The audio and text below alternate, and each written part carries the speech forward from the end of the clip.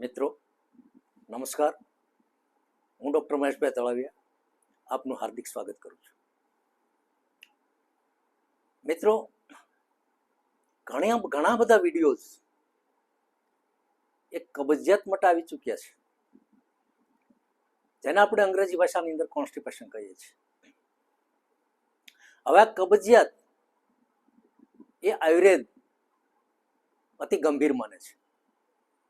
ગંભીર એટલા માટે માને છે કે આયુર્વેદ કહે છે કે કબજિયાત એ સર્વ રોગોની માં છે. બધા જ રોગ મોટાભાગના એ કબજિયાતથી થતા હોય છે. અને ખાસ તો એ તો ચોક્કસ છે કે કબજિયાતથી આપણા પેટમાં રહેલા કુદરતે આપેલા નવે ભાગ એ ડિસ્ટર્બ થાય છે. તો આ કબજિયાત માટે ઘણું બધું કહેવા ચૂક્યું છે. એની અંદર વિશેષ પડવું નથી. શા માટે થાય છે, શું કામ થાય છે, એના માટે શું કરવું, એ વસ્તુ બધી ઠીક છે. પરંતુ કબજિયાત માટે લોકો બજારમાંથી પાર વગરના ચૂર્ણો લેતા હોય છે. અલગ અલગ કંપનીઓ અલગ પ્રકારની આ જે દવાઓ બધી બનાવે છે અને બ્રાન્ડ નેમથી મૂકે છે. તો મિત્રો, એક ખ્યાલ રાખો કે કબજિયાત ઉંમર પ્રમાણે થાય અને એના માટે ઔષધ વાત, પિત્ત, કફ એ 3 પ્રકૃતિ છે.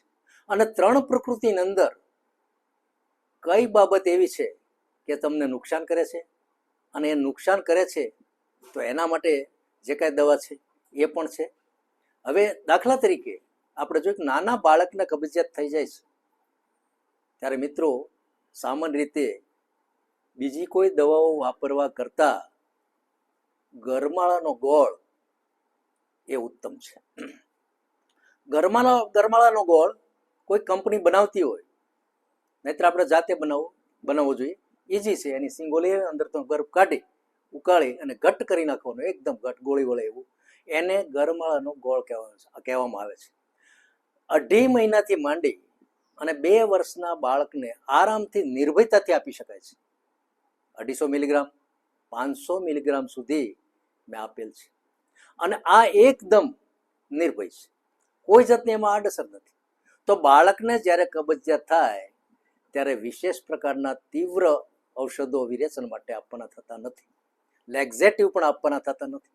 પરંતુ એનું જે કંઈ ઇન્સ્ટેટાઇન એટલે આંતરડું છે એને અનુકૂળતા માત્ર ને માત્ર આયુર્વેદ કહે છે એ ગરમાળો જ છે. હવે બીજા નંબરની અંદર એનાથી વધારે ઉંમર જ્યારે થાય છે, 10, 15 વર્ષ, 20 વર્ષ, અને યુવાન અવસ્થા આવે છે. આ યુવાન અવસ્થાની અંદર માત્ર ને માત્ર જો કબજિયાત કોઈને થતું હોય તો એના માટે ગાયનું ઘી સર્વશ્રેષ્ઠ છે. રાત્રે સૂતી વખતે ગરમ દૂધની અંદર 1 થી 2 ચમચી ગાયનું ઘી નાખી દેવાનું અને એ પી જવાનું. સવારે આરામથી એ કોન્સ્ટિપેશનની અંદર ખૂબ રાહત થશે. મળ એ એકદમ સરસ રીતે ઉતરી જશે. ત્રીજા નંબરની અંદર એના એ પિત્ત પ્રધાન વ્યક્તિ કોઈ હોય તો એના માટે સારામાં સારું ચૂર્ણ છે એ અવિપત્તિકર ચૂર્ણ છે. અવિપત્તિકર ચૂર્ણ અને બીજું છે ત્રિફળા ચૂર્ણ. આ 2 ચૂર્ણમાંથી એકનો ઉપયોગ કરવો. રાત્રે સૂતી વખતે સહેજ ગરમ પાણીની અંદર આ લેવાથી કબજિયાત દૂર થાય છે ધીમે ધીમે. આ યુવાવસ્થાની વાત થઈ. ત્યાર પછી આવી પ્રૌઢાવસ્થા. હવે પ્રૌઢાવસ્થાની અંદર ઘણી વખત ઘણા લોકોને અર્શ પણ હોય છે, એટલે પાઇલ્સ હોય છે, સતત કોન્સ્ટિપેશન રહેતું હોય છે, પાચન થતું નથી, ખૂબ એ અપચો થઈ જાય છે, ગેસ્ટ્રાઇટિસ થઈ જાય છે, અને આખો દિવસ ઓડકાર આવ્યા કરતા હોય, મળપ્રવૃત્તિ સરખી થતી ન હોય. તો એના માટે એ એક સરસ મજાનું ચૂર્ણ છે, એ છે શિવાક્ષાર પાચન ચૂર્ણ. એની સાથે આરોગ્યવર્ધિની શિવાક્ષાર પાચન ચૂર્ણ છે એ 2 ટાઈમ પણ લઈ શકાય, 1 ચમચી સવાર સાંજ. અને આરોગ્યવર્ધિની નામની ગોળી જેના નામ પ્રમાણે આરોગ્યને ખૂબ વધારે છે, એ 2 ગોળી સવારે અને 2 ગોળી સાંજે લેવાથી આ પ્રૌઢાવસ્થાની અંદર ખૂબ રાહત થાય છે. હવે આવી છેલ્લી અવસ્થા વૃદ્ધાવસ્થા. તો વૃદ્ધાવસ્થાની અંદર વાયુ પ્રકૃતિ ખૂબ હોય છે. પાચન થતું નથી, વ્યક્તિ સરખી રીતે ચાલી પણ શકતા નથી. પાચનની અવ્યવસ્થાને કારણે કબજિયાત ખૂબ થાય છે. ત્યારે એક એવું દ્રવ્ય જે આખા ભારતમાં વપરાય છે એ છે કેસ્ટર ઓઇલ, જેને આપણે એરંડિયું કહીએ છીએ. એ એરંડસને રાત્રે દૂધની અંદર 2 ચમચી જેટલું નાખી વૃદ્ધોને પાવાથી એ સવારની અંદર મળ પ્રવૃત્તિ વિના મળ કર્યા વગર અથવા તો કોઈ પણ જાતની તકલીફ વગર થતી હોય છે.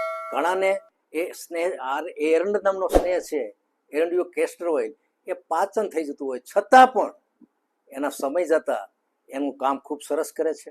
મિત્રો, લીલા શાકભાજી પણ એટલું જ કામ કરે છે, પણ આ વૃદ્ધાવસ્થાની વાત થઈ છે. વૃદ્ધાવસ્થાની અંદર દૂધ છે, ઈસબગુલ છે, કે એરંડ સ્નેહ છે, કે ઘી છે, આ ખૂબ માફક આવે છે. મિત્રો, આ પ્રમાણે સમજી વિચારી અને આ જે બધા વિરેચનના દ્રવ્યો લેવામાં આવે અથવા તો લેક્ઝેટિવ દ્રવ્યો લેવામાં આવે આયુર્વેદના, તો ઘણો બધો ફાયદો થાય છે. રોજે રોજ આપણે જે કાંઈ લેતા હોય એ સમજી વિચારીને લેવું પડે. વારંવાર આપણે ઔષધો જે કોઈ વેચાણ થતું હોય ત્યાં જઈ અને કબજિયાત માટેની દવા લઈ આવીએ તો એનાથી એટલો બધો ફાયદો થતો નથી. કોઈ સારા આયુર્વેદ ચિકિત્સકને બતાવી આ ઉપર પ્રમાણેના ઔષધો લેવાથી ખૂબ સરસ પરિણામ મળે છે. ઓમ શાંતિ. જય ધન્વંતરી.